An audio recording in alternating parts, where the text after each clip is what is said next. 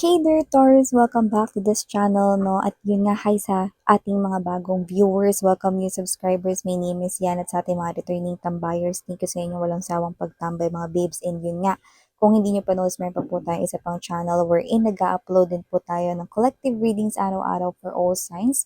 Ang link po niyan ay nilagay ko sa description box ng reading na to. Kaya naman, if interested, just click that link para ma-redirect din kayo dun sa ating other channel. And yes, wala rin po tayong gender dito sa babae, lalaki, LGBT, lahat po welcome. Pwede nyo rin pong pagpalit-palitin yung mga roles because isa itong general reading and at the end of the day, everybody may free will kayo kung gusto nyo i-claim yung mga messages or not, no? Kung may Taurus placement sa kanilang natal or birth chart, welcome din kayo. At kung meron ditong cross-watchers si Taurus, welcome din kayo. So, let's go ahead and check these messages right here for you, Taurus, Archangel Michael. Thank you so much. Together with the angel guides, can we get messages right here for Taurus, please?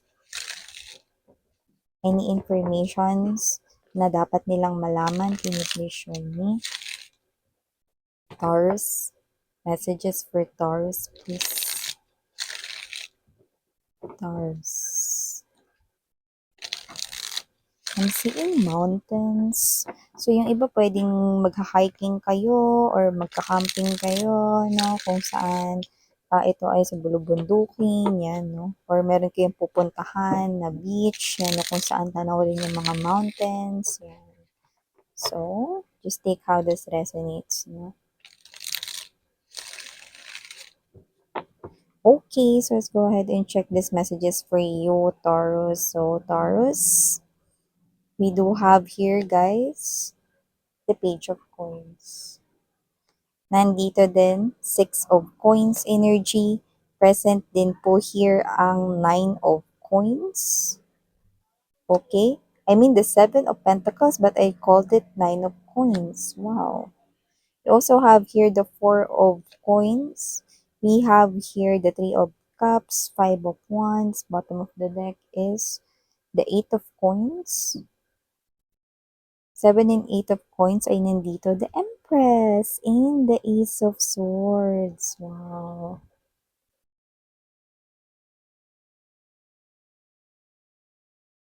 Okay, so Taurus ang nakikita natin dito mga babes, no? Yeah, if you happen to hear na parang may ugong sa likod ko mga babes, no? Yan. Dryer yan ng kapitbahay. Yan, no? So, yeah, mga babes, no? Mag-focus na lang kayo sa aking voice, no? And then, dito na lang tayo sa reading natin, no? Mag-focus. Yan. And yun nga, no? Nakikita ko dito, Taurus, na meron ditong message about money. Parang you feel like na parang kayo ito, no? Na parang gusto ko pa ng mas malaking ipon. Or yung iba naman is parang ayaw ninyo yung feeling na parang nauubusan kayo rito, no? Ng parang extra, no? Kasi gusto niyo lagi kayo may extra money, no? Para ready lang, ganyan. So, nakakita ko dito that with the Page of Pentacles energy, parang gusto niyo pa rito ng another opportunity to earn more, no? Sino ba namang hindi, di ba? So, I'm seeing you searching for another job. Could be a part-time job or iba naman pwedeng pang sideline to, no? Side hustle, ganyan, no? So, kayo ito na gusto nyo lang madagdagan ang inyo ritong earnings. But more likely, gusto nyo madagdagan dito yung inyong savings, no? Gusto nyo kasi yung feeling na meron kayong sobrang pera, no? Na as in, sobrang pera talaga. Like yung, hindi yung konti lang, kundi yung marami kayong na itatabi. So, yun yung nakikita ko rito, no? Kasi yung iba sa inyo, talagang very giving, no? Very generous dito, Taurus, no? And it is evident that whoever I'm picking up today, no, nakikita natin dito na kayo ito na pag meron kayong gustong tulungan, no, is tutulungan ninyo, no? Whether sa pagdating sa financial yun or what, no? And speaking of that, nakita ko rin na posibleng meron kayong tulungan when it comes to financial, no? And nakita ko na itong person na to, no, is someone here na magbabayad naman sa inyo, no? So, alam mo yun, kaya nakikita ko ritong pahihiramin or pagbibigyan mo siya rito, no, sa kanya ritong pabor sa'yo, no? Kasi kayo yung energy that with the Seven of Pentacles energy, no? Meron kayo palagi kasing pera. Yun yung nakikita ko dito eh. At hindi lang yun, binibigyan talaga kayo ni universe dito no, ng mga opportunities para mas magkapera 'no, kasi hindi kasi kayo madamot mga babes 'no. Gano'n talaga 'yun 'no, kapagka ikaw ay mapagbigay, you're kind 'no, at hindi yung nagbibigay ka, "Ay kasi alam ko may kapalit kapag nagbigay ako, eh," 'no. Hindi gano'n yung mindset mo, eh, 'no. Gusto mong tumulong, 'yun na 'yun 'no.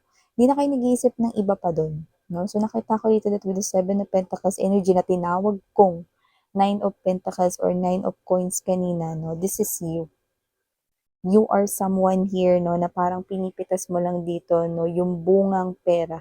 So nakikita ko rito 'no, na mas bibigyan ka pa ni universe ng opportunity sa mga darating na mga buwan kung saan 'yan 'no, para ka na lang talagang namimitas dito ng pera sa Lapino. And look at that crown. Yan mga babes, no? Malapit mo na yan na masuot or maiputong sa'yo ritong corona na yan, no? Dahil nakikita ko, anong corona, no? Isa itong klase, no, ng privilege kung saan aangat ang iyo rito, no, na kabuhayan, no? Yung pananalapi mo, look at those chests of gold coins, no? Definitely, you can have more, no? Yan ba minsan yung galing dun sa side hustle, no? Hindi lang yun. Okay?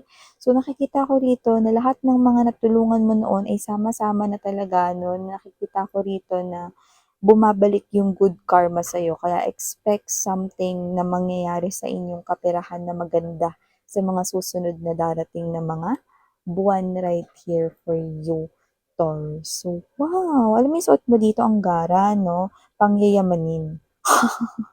Kaya nakikita ko rito na talagang makaka-LL ka talaga sa buhay. Ano makaka-LL miss yan? Makakaluwag-luwag. Yan, 'di ba? So, maliban diyan mga babes, lumunok lang.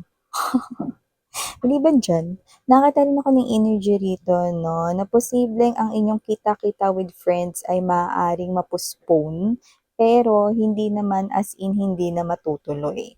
Nakikita ko rito 'no, na matutuloy pa rin ang inyong pagkikita-kita 'no, pero hindi dun sa, una ninyong napag-usapan 'no. Ay naku, lagi namang ganun miss 'yan 'no. Oo, alam ko. Pero at least 'no, kasi dito may nakikita ako na kahit matuloy 'yan, kulang naman kayo. So, hindi masyadong happy, 'di ba? Mas masaya 'pag kumpleto kayo 'no. Yung susunod na mase-set ninyong schedule, yun yung nakikita kong kumpleto na ang barkada, yan 'no. So, maganda naman yung kita-kita with friends, high school friends 'no, or college friends mo yang mga yan or baka yan yung mga kaibigan mo sa dati mong trabaho 'no, or sa pinagtatrabahuhan mo ngayon 'no, or baka mga kasamahan mo sa negosyo, 'yan 'no. So nakikita ko 'no, na yun ay hindi matutuloy sa unang ise-set na date, pero nakikita ko na matutuloy 'yan, pero at least kumpleto na kayo dun sa pangalawa, eh, di mas happy, 'di ba? So maliban diyan nakakita rin ako ng energy rito ha, na posibleng meron ditong manamantala 'no, ng pagiging mabait or mapagbigay mo 'no, 'yun ang nakikita ko dito at posibleng ito yung mga tao na hindi mo naman gano'n ka-close 'no. "Ay ang damot mo naman, ba't ito lang ba yung meron ka, ba't ito lang binigay mo sa'kin?" 'Yan 'no, parang gano'ng klase ng energy. So parang gagamit sila rito ng mga salita na parang 'pag narinig ng ibang tao naghahanap ng away. Pero dahil iba ka na, iba na yung energy mo rito, nananatili ka ritong kalmado lang 'no, at hindi ka mapagpatol na ngayon 'no. Dati kasi ang bilis mong maapektuhan kapagka merong galit sa paligid mo or parang may nagwawala sa paligid mo na parang ikaw 'to na parang lagi kang triggered.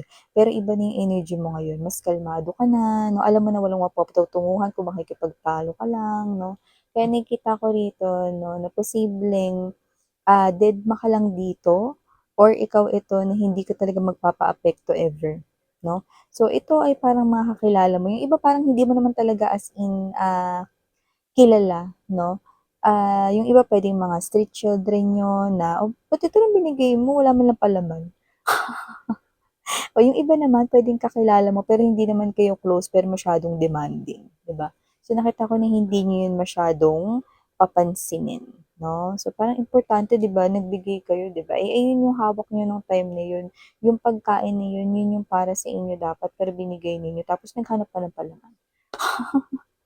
Ayoko niyan walang palaman, yan, "Ay bakit 20 lang 'to, yung bibilhin ko 30 eh." So, may gano'n. So, ang ganda ng energy ninyo 'no, kasi nakikita ko that with the Empress energy, Taurus 'to, shared, Libra and Taurus na energy ito, no? But doesn't have to be that you're dealing with Libra. You could be dealing with any zodiac sign. Pero, nakikita ko na sa mga susunod na buwan, mas magiging matunog ang inyong pangalan, no? Mas makakatanggap kayo ng mga compliments or mga energy rito, no? Ng parang mga papuri, yun yung nakikita ko dito at makakatanggap kayo ng energies rito, no, na mas rerespetuhin, no, at mas titingalain kayo ng tao, no. You will be famous right here in the work na ginagawa mo, no, ano man yung trabaho mo, no. At nakikita ko rito, no, na yung mga isi-share mo ritong tips and knowledges with other people, sobrang ma-appreciate nila. And you yourself, no, nakikita ko rito na mas tumataas ang confidence mo, no, pero hindi yung mayabang, no. And at the same time, with the Eight of Coins energy, nakikita ko na talagang mas mamahalin mo rito yung trabaho mo. Hindi dahil yan ang nagbibigay sa'yo rito, no, ng parang pag-alawan sa lahat ng mga gastusin mo, kundi talagang mahal mo yung trabaho mo. At nakikita ko na meron ka pang mga isi-celebrate na mga moments dyan sa work mo at meron pang mga ibang opportunities para mag-grow ang pera mo, no? And may nakikita ko rito, no, hindi naman sobrang distant future, pero kung magbabala kayong magnegosyo, nakikita ko, no, na ito ay magiging plakak, no, or plakado dito mga babes, no. Kaya naman if you're thinking about having negosyo, then you can now start preparing ano yung mga kailangan mo dyan. So, ito yung mga messages right here for you guys. Again, I'm Miriana on Sarang Love in Light. Ano?